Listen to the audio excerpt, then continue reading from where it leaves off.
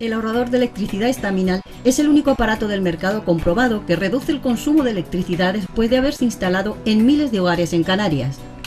No deje que su factura de electricidad afecte a su economía familiar. Estaminal es autoinstalable y no consume electricidad. Estaminal le garantiza una reducción de un 20 hasta un 35% de su recibo de luz. Diga basta al excesivo consumo de electricidad y llámenos ya al 928-481-249. Recuerde, puede ahorrar hasta un 35% de su factura de electricidad. Estaminal, la seguridad del ahorro. Hola, buenas noches. Empezamos el enfoque. Como siempre digo, el cartel que anuncia el programa hoy ponía Francisco Lescano con Paco Lescano.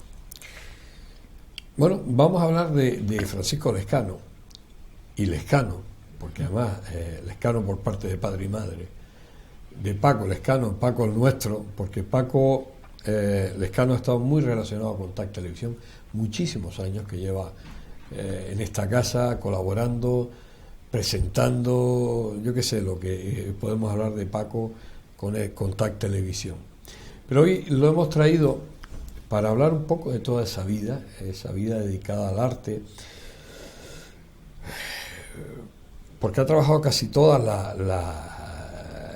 esas disciplinas de la cultura, la ha tocado y se ha salido fuera de la cultura y ha hecho deporte, ha hecho fotografía submarina y ha hecho esos trabajos de vídeo en diferentes países y que hemos puesto aquí, porque él se lo ha trabajado de editarlo, doblarlo en el programa de Los Ojos Mayores. Ha hecho tantas cosas Paco, como escritor, ¿qué podemos contar de él? Como pintor, como escultor, como inventor, porque además hemos visto una nave espacial hecha con botella de agua, con material reciclado y la hemos puesto en marcha a la nave espacial, o sea que no podemos decir más nada. Buenas noches, Paco. Hola, buenas noches. Digo que hablar de tu vida artística es tan grande, es tan amplia. Acabas de cumplir 88 años. 88 años acabo de cumplir. En enero, bien cumplido. El 19 de enero cumplí 88. 88 años.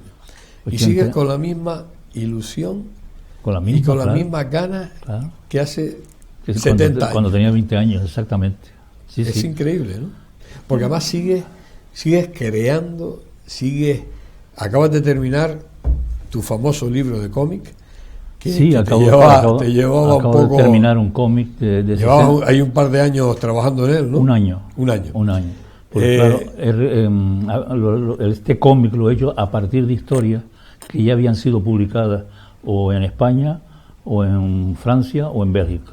Entonces he elegido 2 o 3 historias y las he traducido en imágenes. Claro. De libros tuyos de ciencia ficción, claro, que habías hecho. Historias mías de ciencia ficción transformadas luego en dibujo.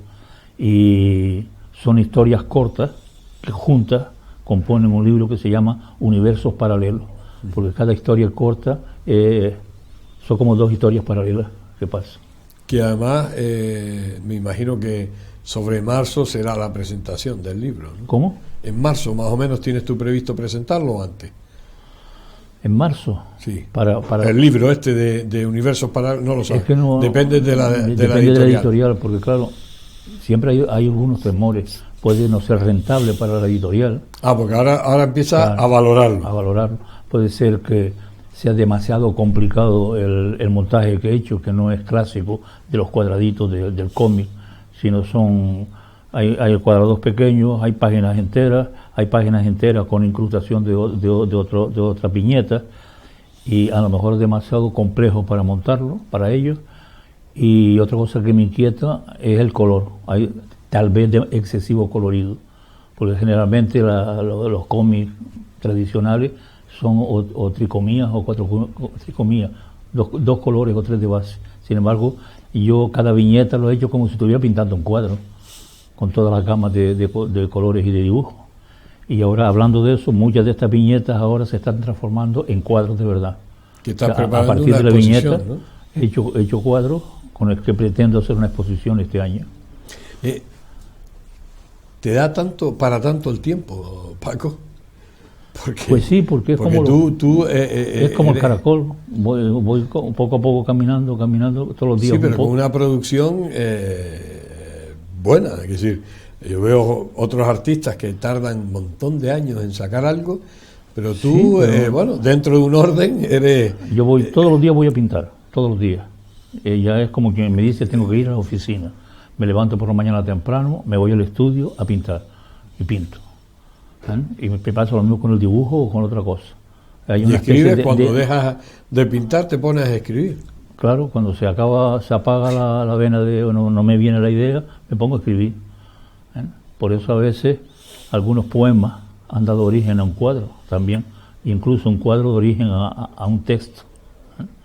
Y hay otra cosa que he escrito, es una colección de narrativa, de historias vividas a lo largo de mi viaje, a veces con a lo mejor el final transformado literariamente. Claro, por darle un interés. Pero son historias vividas de encuentros improbables, se llama el libro. Encuentros improbables. Eso lo estás preparando. Ese ya está terminado, y si sale el cómic, saldrá después del cómic, ¿no?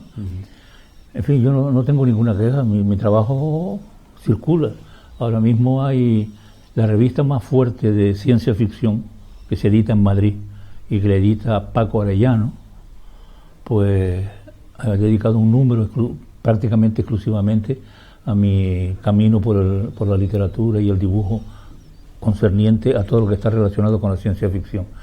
Pero claro, tú sabes que ciencia ficción ha sido una de las bases de mi creatividad literaria, pero también he escrito una novela últimamente que es Faina la Canaria. La Canaria. Y, en fin, no sé. No para. Tú naces en Barcelona. Sí, por accidente. Por accidente, a los 2 años. O sea que ni soy catalán ni soy catalanista. Ni eres catalán, pero a los 2 años cuando te vienes para acá, ¿no? Luego lo que pasa, ¿tú te acuerdas de la casa Cruz Gómez? Sí. La tienda de Cruz Gómez, que era el equivalente al Corte Inglés en la época. Sí, sí. Estaba en Triana, ¿no? En la calle Triana. Pues la hermana de mi padre estaba casada con Santiago Cruz Gómez.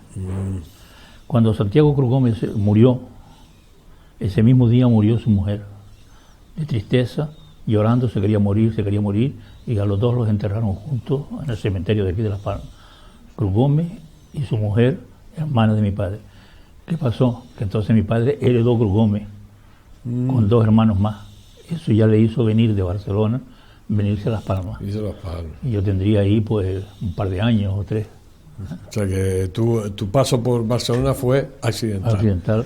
Y luego ya nos instalamos en Las Palmas y aquí estuve viviendo en Las Palmas hasta el año 68. Tú en el año 68 te vas a Madrid. Me vas a Madrid. Pero tú te vas a Madrid buscando un poco Buscaba otro ámbito, primero, artístico, literario. Artístico, iba buscando otro camino pero artístico. Al mismo tiempo buscaba trabajo. Para poder comer. Porque en ese momento estaba casado y tenía una niña. Tenías una niña. Y finalmente me presenté unas oposiciones convocadas por una empresa a la que llamé por teléfono. No, mire, trabajo no tenemos, pero hay unas oposiciones auxiliares técnicos de ingeniería civil. Digo, sí, pero ¿eso qué carrera piden? Dice, no, carrera no, pues es un puesto que se ha creado con la esperanza de que en el futuro se convierta en una cosa oficial. Y si quiere usted presentarse, ¿y qué es lo que piden? Pues mire, usted piden matemáticas, trigonometría, geometría, tal. Pues me dio la lista de lo que necesitaba para presentarme a la oposición. Entonces me fui a un hotel, me fui al rastro, compré todos los libros que me parecían necesarios. Me encerré una semana en el hotel, bueno, un hotel bastante cutre, porque me acuerdo que pasaban los ratones por detrás de los libros. Sí. Había ratones pequeños y me pasaban por detrás del libro. Y estuve ahí estudiando, me presenté y cogí el puesto. Y estuve trabajando con esa empresa por un par de años. Al mismo tiempo me puse en contacto, claro, con los escritores, los literatos, los Porque poetas. tu primera inclinación artística, ¿qué iba? ¿Hacia la pintura? ¿Hacia la A ver, al principio incluso ya de niño, era el dibujo. El dibujo. El dibujo. Que yo dibujaba cómics para los compañeros del barrio, a lápices de colores. Y se peleaban por el cómic, yo lo regalaba, ¿no? Entonces empezó el dibujo y luego tuve bastante influencia desde el punto de vista literario con mi hermano Pedro, el gran poeta Pedro Lescano. Y claro, ya a lo mejor por imitación me puse a escribir yo también poesía. Pero cuando me puse verdaderamente a escribir poesía fue cuando conocí a Amado Ramos. Ramos, el padre del judo canario. Y se llamaba Amado Ramos. Amado Ramos, sí. De Tenerife, ¿no? No, de aquí, en Gran Canario. El de judo, hablamos del judo. No, ahí me confundo con el nombre, con el nombre. Pues entonces no es Amado Ramos. No es Amado. Bueno, lo que sea, un poeta de Tenerife, que empecé a leer su poesía, porque él me la enviaba, teníamos una correspondencia, me la enviaba por correo, y un día me dije, pues a lo mejor yo podría hacer lo mismo, escribir en poesía, algo así. Y ahí empecé a escribir poesía. Eso estando en Madrid. Y estoy hablando ahí de los años 60. Y en los años 60 pues ya empecé entre Pedro, la influencia de Pedro, la influencia casi de imitación de este poeta de Tenerife, pues empecé a hacer un nombre como poesía. Además tuve suerte porque presenté poemas a derecha e izquierda en la península que fueron premiados o seleccionados. Eso ya me animó a seguir poesía. Entonces, dentro de la poesía tengo una poesía que es social, otra poesía que vamos a llamarle amorosa y otra poesía fantástica, la fantasía o un poco el delirio. Tú ahí en Madrid estás hasta los años... En Madrid estuve hasta que me echaron a la calle, como digo yo, que fue cuando hubo un incidente donde mataron a Patiño que estaba repartiendo octavillas en la calle. Y apareció lo que nosotros le llamábamos la Gestapo, no la Gestapo, los grises. Le llamábamos la Gestapo. Hubo una discusión y le pegaron un tiro al Patiño. Y claro, luego estuvimos buscando, por fin encontramos a Patiño en un depósito militar. Bueno, fue un escándalo la muerte de Patiño, no se sabe qué pasó. Si se disparó alguno de los... No lo hicieron a lo mejor. Yo incluso puedo creer que uno de estos Gestapo fue nervioso. O sea, que ni siquiera disparó contra él. A lo mejor fue estás nervioso con eso y pum, se le escapó el tiro y mataron a Patiño. Y entonces yo me piqué una cólera y en Móstoles di un recital de poesía muy virulento contra el sistema, la estructura del sistema. Y la gente se puso de pie, aplaudió. Además yo hice una cosa un poco teatral. En esa época yo estaba afinado en las artes marciales. Entonces puse 3 ladrillos encima de la mesa y de un golpe de arte marcial los partí por la mitad. Y le dije a la gente, hay que despertarse y actuar un poco más, con más vitalidad. Y a partir de ahí tuve que salir de España y una larga trayectoria hasta llegar a Bruselas, donde me dieron el asilo político que perdí cuando murió Franco. A la muerte de Franco me dijeron, vuelva para España. Y ya se murió el dictador. No volví a España, sino preferí situarme, compré un piso y me vine a Francia, donde todavía sigo siendo residente, en Francia. Tú, después de ese exilio voluntario a Bruselas, ahí empieza ya de otra forma tu vida artística, ¿no? Yo tuve la suerte de que me conocía mucha gente ya en Francia, me conocía gente en Alemania, me conocía gente en Bruselas. Y en Francia yo me puse en contacto con un movimiento que se llamaba el Movimiento Internacional de Reconciliación, que era un movimiento pacifista inspirado por Gandhi.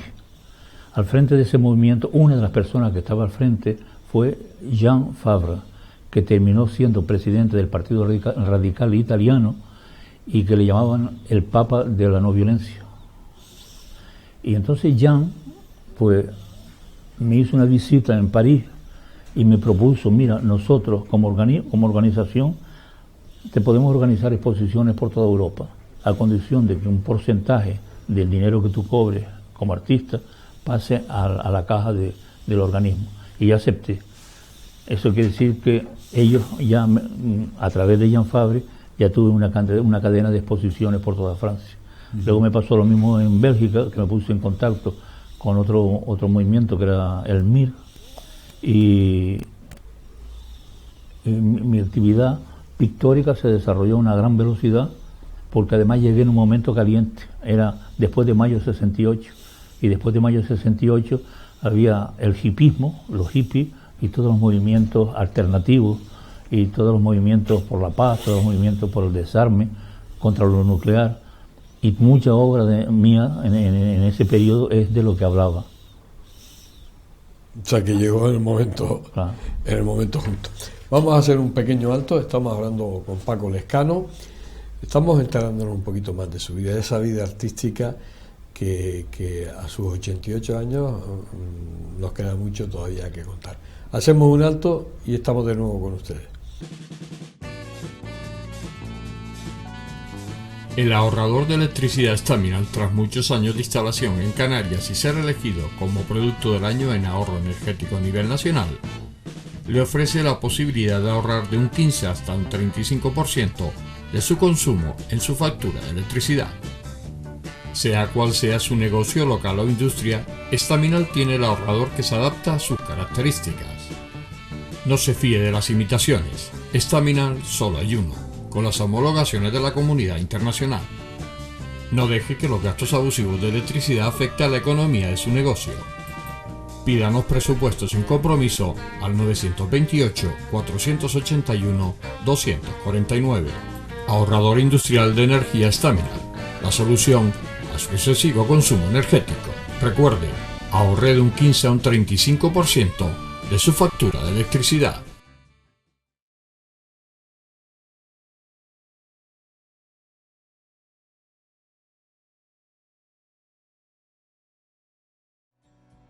El ahorrador de electricidad Staminal es el único aparato del mercado comprobado que reduce el consumo de electricidad después de haberse instalado en miles de hogares en Canarias. No deje que su factura de electricidad afecte a su economía familiar. Staminal es autoinstalable y no consume electricidad.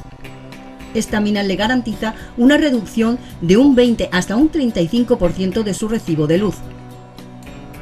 Diga basta al excesivo consumo de electricidad y llámenos ya al 928-481-249. Recuerde, puede ahorrar hasta un 35% de su factura de electricidad. Staminal, la seguridad del ahorro. Seguimos en este especial dedicado a Paco Lescano. Como decíamos al principio del programa, toda una vida dedicado al arte, dedicado a la cultura y siempre muy comprometido con la realidad social. Porque si algo he visto de Paco a lo largo de todos estos años, que si hay algo que él no ve justo, que no es justo para esa sociedad, ahí lo vemos en una concentración, en una manifestación. Paco va, o sea, que tú no has cambiado. Porque normalmente se dice que cuando tú eres joven tienes unas ideas y a medida que te vas haciendo mayor te vas volviendo un conservador y al final terminas casi en el otro lado. En el caso tuyo, tus mismas ideas las has mantenido a lo largo de los años. Lo que es evidente es que a través de los años maduras y eres menos intransigente y relativizas las cosas. Claro, lo social me sigue interesando, me preocupo por lo social, pero sí, pero yo te he visto en alguna. No tiene uno la ira, el brillo la ira, de la sí, época, pero sin embargo te he visto en manifestaciones. Claro, que cuando tienes 20 años que vas a arreglar el mundo y luego poco a poco te vas a dar cuenta que el mundo es demasiado grande para arreglarlo a los 20 años. Pero tampoco has cambiado tus ideas siguen siendo. No, mis ideas siguen siendo de izquierda, tengo que decirlo claro, pero eso no quiere decir que no tenga amigos que son de derecha 100% y que comprendo perfectamente su punto de vista. Claro, que no hago un anatema, estos son los malos, estos son los buenos, no, malos y buenos los hay en otros sitios. Lo que hay que hacer, esté uno donde esté, tiene que ser uno consecuente con lo que hace y honrado. Que es lo más importante. Y sobre todo ser consecuente con lo no que piensa y con lo que hace, ¿no? Claro, y no pensar siempre, estar siempre dispuesto al diálogo, a la abertura y a estar siempre dispuesto a admitir que se puede estar confundido, que está uno en un error. Y entonces yo siempre, incluso a los amigos antivacuna, yo siempre le digo, si tú quieres ser antivacuna, tú eres antivacuna, pero yo me vacuno. Tú tomas tu riesgo, tú quieres ser antivacuna, ya sabes que el riesgo es, si te coge el virus, te puedes morir, sí, mientras que yo tengo la ventaja de que lo cogeré, pero seguramente no me moriré. Efectivamente. Bueno, entonces, pero sí me gustaría que me explicaras tu argumento de base para negarte la vacuna. Siempre lo pregunto y yo escucho. Y la verdad que los argumentos hasta ahora no son muy brillantes. Tú de Francia decides volver para acá. Yo no sé si por el clima o por muchas cosas, empezaste a ir de un lado a otro, ir de Gran Canaria a Francia. Sí. Ahora lo distancias más. Yo me imagino que por el clima. A la edad que tengo, pues tengo que ser realista. Ya no hago fotografía submarina. Ya no voy a hacer un combate de artes marciales. Ya regalé mi moto. Hay que ser realista, que a partir de cierta edad tienes que ir limitando y saber qué es lo que puedes hacer. Y claro, estoy ya empezando a analizar la posibilidad de quedarme aquí ya, de pedir la residencia en Las Palmas de Gran Canaria. Claro que para pedir la residencia necesito hacer una serie de papeleos y documentos que son una lata, pero te sigue pasando la pensión sí, todo, pensión y mis derechos, todos siguen siendo franceses. Uh-huh. Que cuando yo me cambie de dirección, lo seguiré teniendo. Lo sigues teniendo, vale. Hombre, puede ser que me quiten alguna prebenda, porque en Francia te pagan ¿cómo se llama?, tu retiro, pero luego hay como ayudas colaterales, depende de la edad que tienes, ¿no? A lo mejor de repente te dan facilidades para darte dinero para que puedas arreglar el piso. Por ejemplo, de vez en cuando me mandan un cheque para ayudar a pagar el agua, la luz y la electricidad. Esas cosas a lo mejor ya no me las quitan aquí, no me van a pagar el agua, la luz y la electricidad de Las Palmas. Del arte no se vive. Del arte no se vive. Del arte no se vive, sobre todo si se quiere vivir como si fuera un ingeniero o otra cosa. Tú si eres que del arte tienes tus problemas y tienes que entrar en otro circuito. Yo puedo decir que yo me he mantenido con mi arte, con la pintura, durante todos los años, desde el año 72 hasta ahora.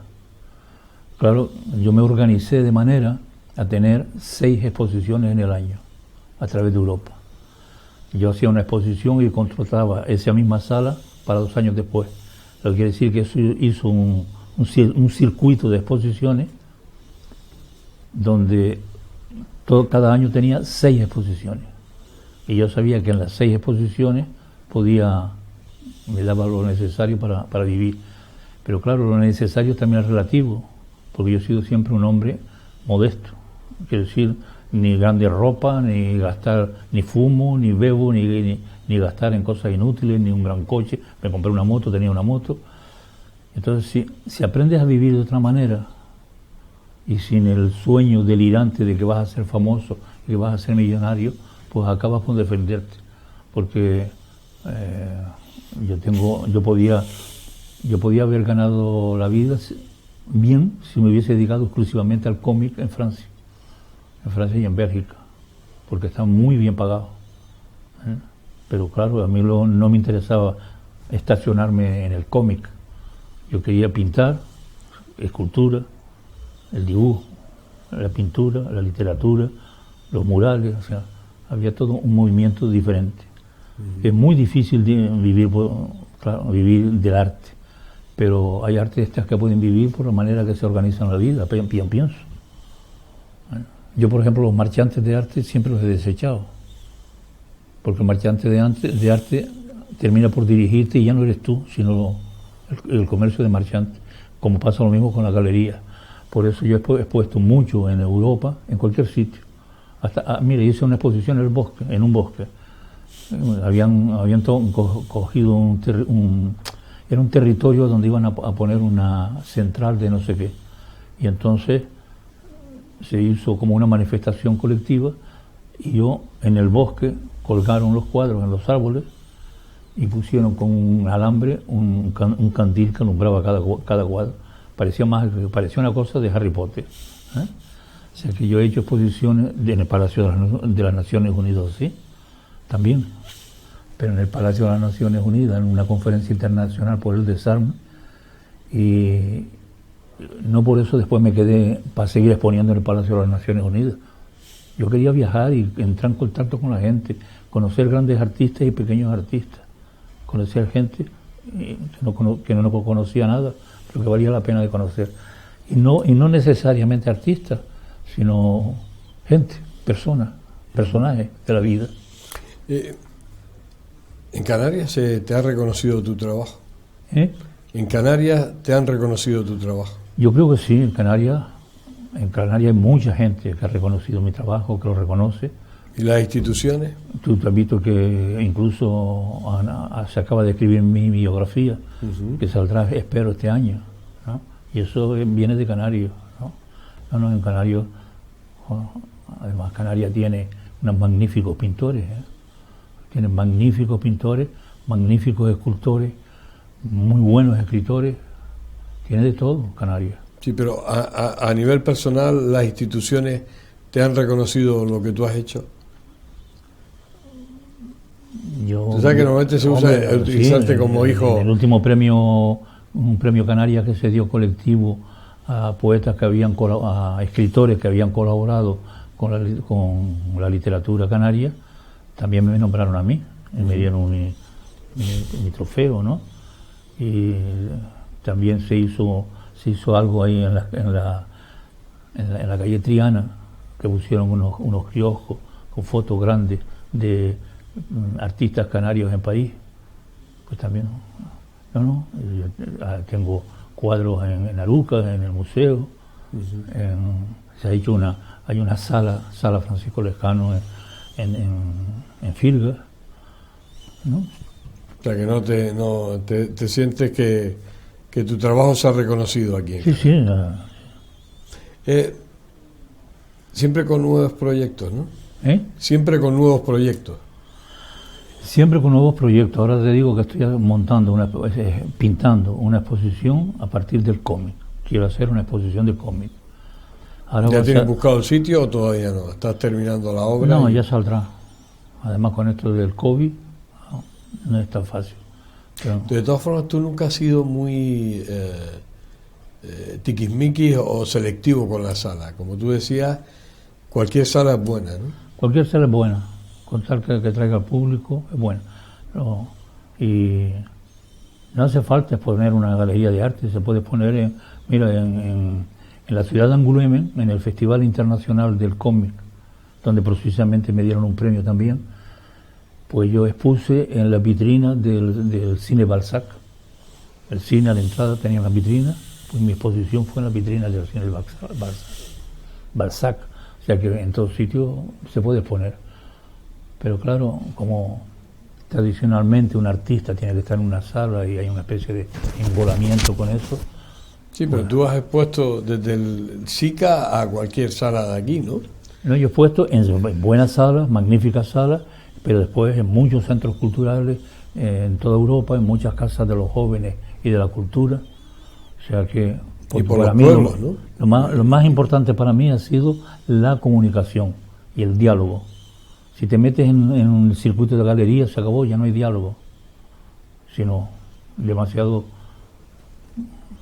de ocio. De la gente que está en la galería, ¿no? Y no son los mejores tampoco. No son los mejores, claro. O sea, el estar en una galería de arte no significa que seas un pintor afamado. Me acuerdo una exposición, y en esa exposición hay un señor que viene con mucho aspaviento, que quiere comprar un cuadro magnífico, que es extraordinario, pero claro, para que lo oigan los demás y vean que va a comprar un cuadro. Yo le digo, vale, ¿cuánto vale? Vale tanto. Vale, ¿cuánto usted? Yo se lo compro.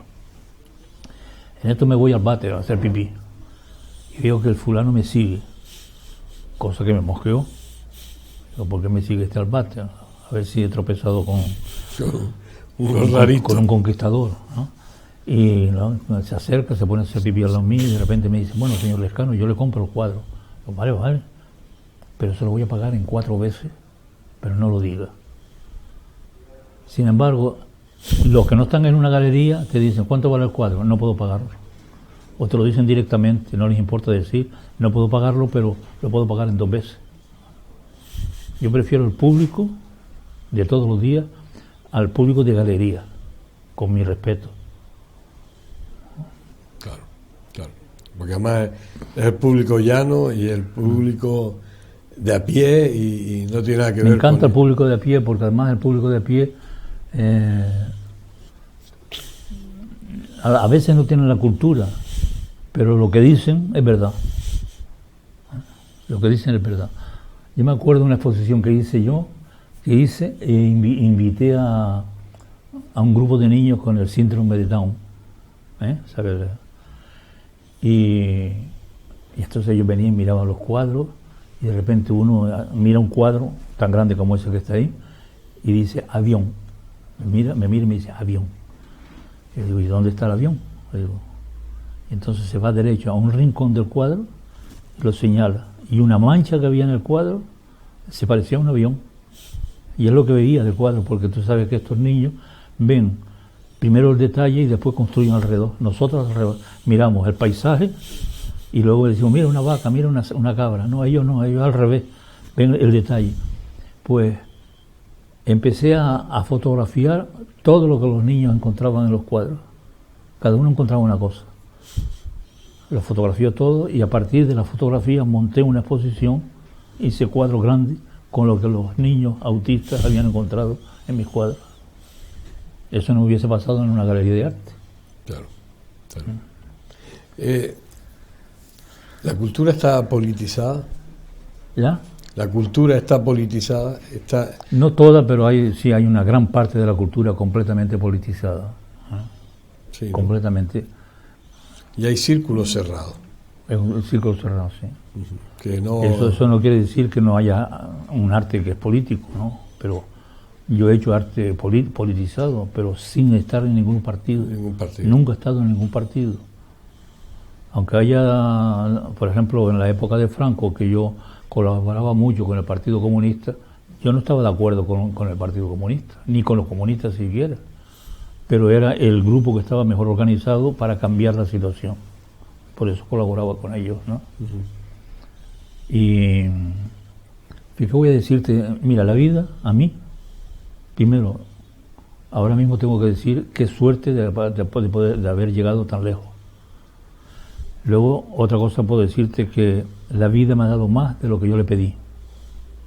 Otra cosa que puedo decirte es que ha sido un regalo de la vida, para mí un regalo de la vida y un regalo de vida, de poder estar sentado aquí a 88 años y que no me falla la cabeza. Sí, eso es un milagro, sí. Un milagro de la vida. Y no, nunca mejor dicho. Y lo que es triste de mí, la única cosa que me provoca a veces cierta tristeza, incluso metafísica, es cuando, por ejemplo, se han muerto 2 hermanos míos hace poco, la muerte de mis 2 hermanos. Pero lo que es triste es cuando te das cuenta que a mi edad casi todos tus amigos se han ido. No hay muchos que llegan a 88. Hay algunos que llegan a 90, pero en general a los 70 se les para el tren. ¿O no? Sí. Llamas por el teléfono, mira, quisiera hablar con Juanito. Ay, mi niño, Juanito, se fue anoche. Te da, joder. Por eso yo digo, qué suerte. Y yo digo que cuando me preguntan ¿qué piensas de tu vida? Digo, qué suerte. Vamos a hacer un pequeño alto, estamos hablando con Paco Lescano. Enseguida volvemos, no se vayan.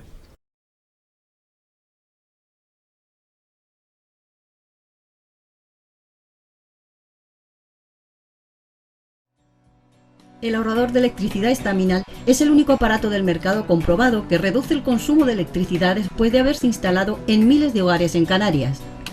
No deje que su factura de electricidad afecte a su economía familiar. Estaminal es autoinstalable y no consume electricidad. Staminal le garantiza una reducción de un 20 hasta un 35% de su recibo de luz. Diga basta al excesivo consumo de electricidad y llámenos ya al 928-481-249. Recuerde, puede ahorrar hasta un 35% de su factura de electricidad. Staminal, la seguridad del ahorro.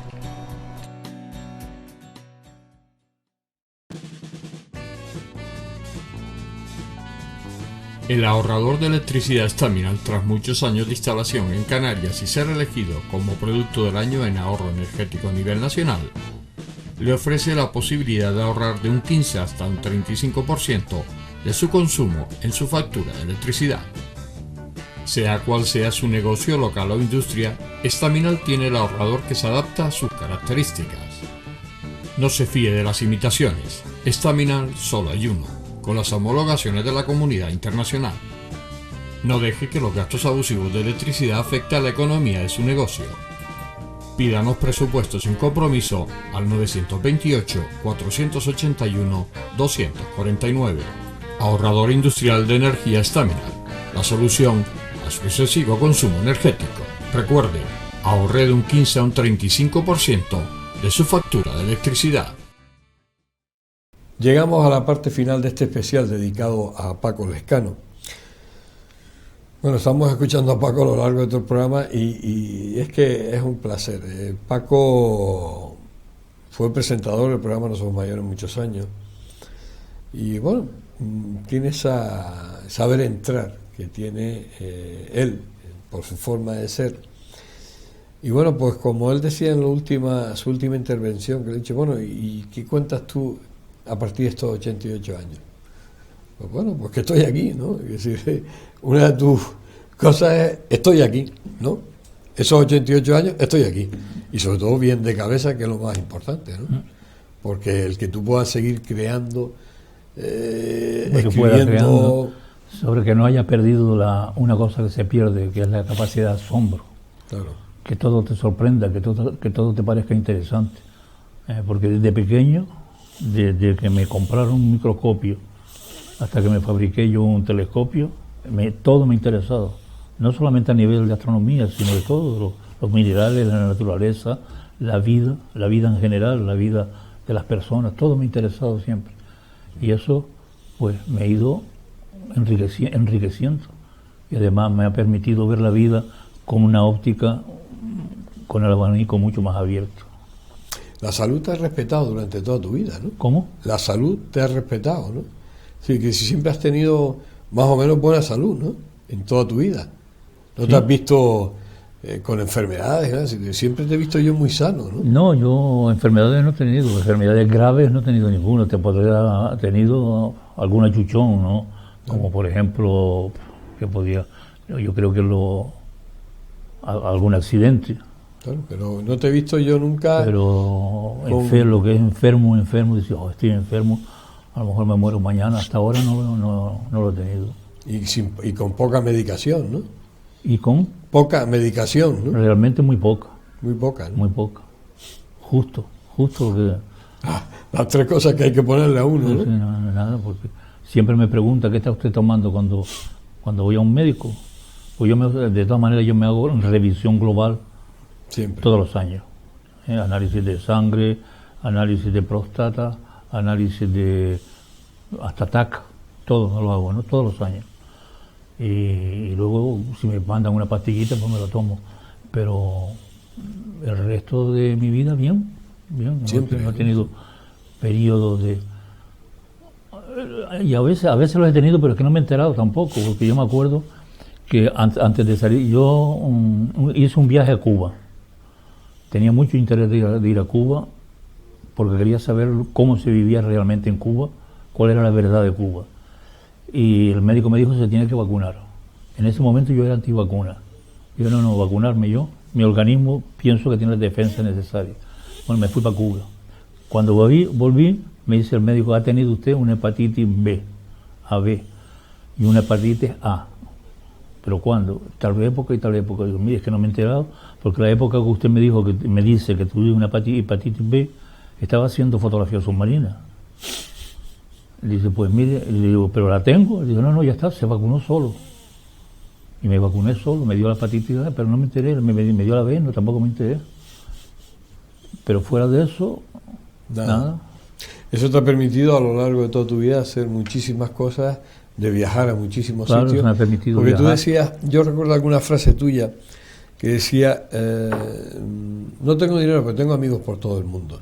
Y eso te ha permitido ir de casa en casa a diferentes países y te has quedado en casa de ese amigo y... Sí, yo he viajado de casa en casa prácticamente, amigos que me llamaban, sí, formidable, ven. Te vas a Rusia porque tienes un amigo en Rusia y te quedas ahí en Rusia. Sí, en los países, entonces siempre me han invitado hasta en un sitio o en otro. Y a veces no me han invitado, pero sí me han resuelto problemas. Por ejemplo, cuando tú dices si se puede vivir como artista. La Universidad Libre de Medicina de Bruselas me encargó un mural. ¿Cuáles eran las condiciones? Yo le dije, mis condiciones es que me paguen el billete de ida y vuelta a Bruselas, de París a Bruselas. Ustedes me pagan el billete de ida y vuelta. Ustedes compran todo el material que yo le diga que necesito para y me buscan donde comer y donde dormir. Entonces, cuando llegué a Bruselas tenía un apartamento. Me habían dado una llave y me habían dado bonos para que comieran en la universidad. Pues estuve 2 meses viviendo así. Y en ese caso me resolvieron un problema, sí, pero en general era siempre, a ver, organicen no sé qué, que va a venir Francisco Lescano, que se queda en la casa de fulano, de mengano. Y de eso te permitió viajar a muchos países. Claro, ¿no? En Wiesbaden, al lado de Frankfurt. En Wiesbaden, Alemania. Me recogieron dos viejitas.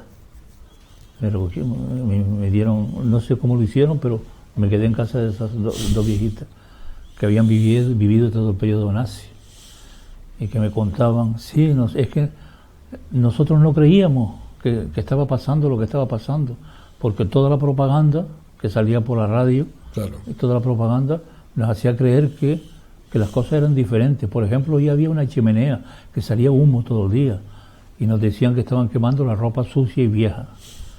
Nos enteramos después que eran hornos crematorios. Y las dos viejitas me cuidaban como si yo fuera un santón. La comida en la mesa, que venían a hacer la cama. No me hagan la cama, yo me hago la cama. Y tuve un periodo simpático con esas dos señoras. ¿Tú nunca te has comprometido con un lugar? Me refiero, siempre has sido ave viajera, te has movido de un lugar a otro sin ningún tipo de atadura, ¿no? Que si he podido viajar desde un sitio. Sí, siempre has viajado, o sea que tú has sido un espíritu libre, ¿no?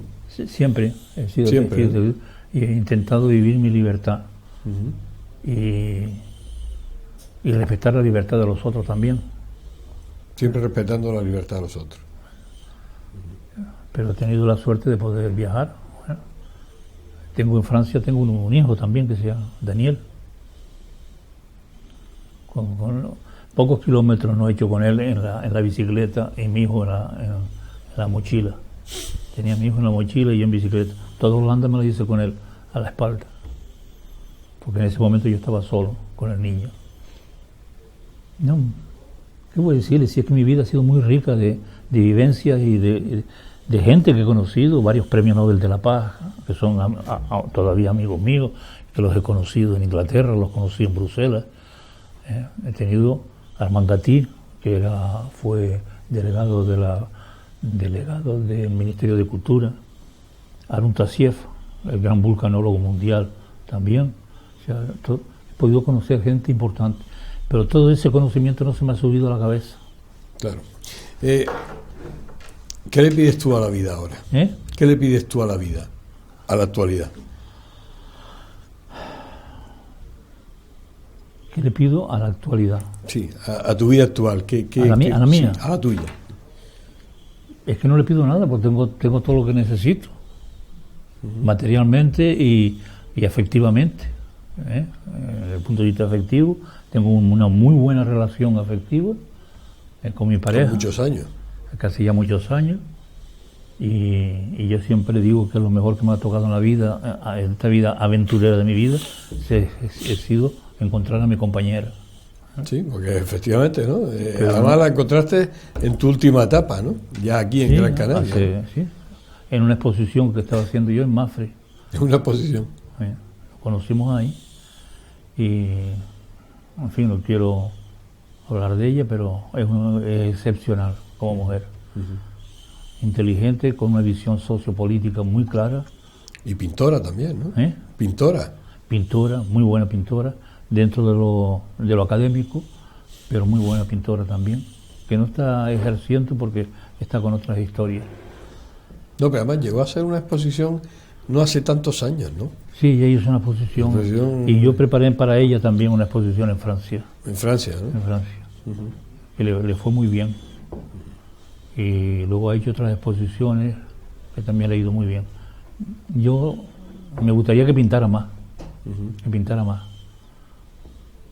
Y yo no le hago sombra, ¿no? Ella tiene su estilo.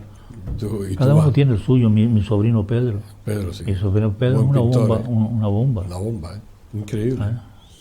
Y mira que yo lo veía jugando al ajedrez, que llegó a ser maestro internacional. Y con 20 y pico de años veía yo el hombre y tal, y ahora claro, está hecho, empezó pintando y claro, pinta muy bien. No, es fuertísimo. Es un pintor muy bueno. La última exposición que hizo, toda la exposición en bloque era para cogerla y ponerla en un museo. Sí, es muy buen pintor. Al contrario que el padre, que era buen escritor. Pintaba también, Pedro, y no pintaba mal. Pero como él decía, soy un pintor de domingo. De domingo. Para entretenerme. Pero tenía vena de pintor también. Y mi hermano Ricardo, el otro, también era. Estaba en Madrid. Estaba en Madrid. Claro, que tanto Pedro como Ricardo eran poetas. Y claro, tener dos hermanos poetas y de izquierda, es lógico que influenciaran en mí. En ti, que era porque más yo, chico. claro, ellos tenían 14 años más que yo. 14 años. Porque mi padre se casó 3 veces. 3 veces. 3 veces. 3 veces que fue accidente, fue porque la primera esposa de mi padre se murió al nacer Ricardo. Y claro, mi padre en esa época, un hombre con un niño en los brazos, pues casaron otra vez. Se casó otra vez y al nacer Pedro se murió su madre. Se encontró con 2 niños. Entonces se casó con su prima hermana, que es mi madre. Por eso tengo Francisco Lescano. Y entonces nació una hermana que murió al nacer, después nací yo y mi hermano Miguel y mi hermano Santiago. Y luego hemos tenido siempre un ambiente cultural. Se nos ha acabado el programa, Paco. Como habrá más ocasiones de tenerte por aquí, tú sabes que tú eres de esta casa, aunque no te tengamos todos los días, sabes que esta casa te debe mucho. Gracias. Y te quiere mucho. Y bueno, pues yo con esa edición de ese libro de cómic, sabes que aquí lo presentaremos, que esa exposición de pinturas que tú prepares posteriormente también estará aquí en esta casa y bueno, gracias. Aquí tienes tú todo lo que quieras, Paco. Bueno, pues nada, muchas gracias. Paco, para mí ha sido un placer como siempre. Siempre aquí es una delicia, siempre me han tratado muy bien. Y nos quedan muchísimos años. Sobre todo una cosa importante, con mucha empatía. Eso es importante. Pues, ¿qué puedo decir yo de este momento? Que lo hemos pasado muy bien, que nos hemos enterado un poquito más de la vida de Paco Lescano, que tenemos muchísimas más ocasiones de traerlo por aquí, y bueno, pues que hemos disfrutado de Paco. Todo un artista, todo un ejemplo de cómo se lleva la cultura y cómo se lleva la vida en general, cómo se debe llevar la vida y aprender a disfrutar de esta vida, que hay momentos que se puede hacer y se debe hacer. Gracias por estar ahí, les espero la semana que viene. Hasta siempre.